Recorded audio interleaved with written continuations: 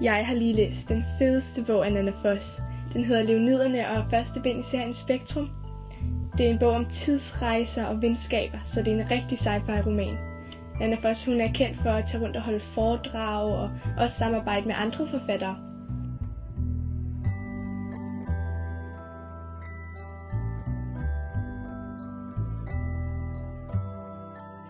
Leoniderne den handler om 15-årige Emilie, som er virkelig god til at tegne. En dag der skal hun sove hjemme hos sine 2 bedste venner, Alban og Linus, som er brødre. Hun tilbringer rigtig meget tid hos dem, da der er meget kaos hjemme i hendes egen familie. Hun drømmer så den her underlige drøm, et slags mareridt. Der er en dreng med et lidt goth-agtigt udtryk i ansigtet, der smiler til hende, og de har begge 2 lys ud af deres hænder. Da Emilie vågner, har hun et meget klart billede af ham i hovedet.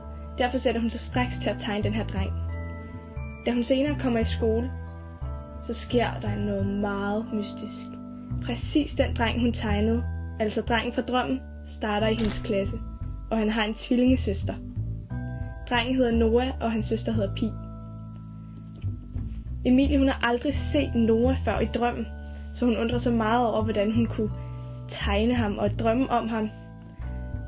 Alban, Linus, Emilie, Noah og Pi de kommer sammen på en kæmpe rejse om venskaber, tidsrejser, og hvor de også vil møde nye personligheder. Spektrum er en virkelig spændende bog, som man bare skal til at komme i gang med at læse, hvis man er klar til sci-fi, spænding og teenage-liv.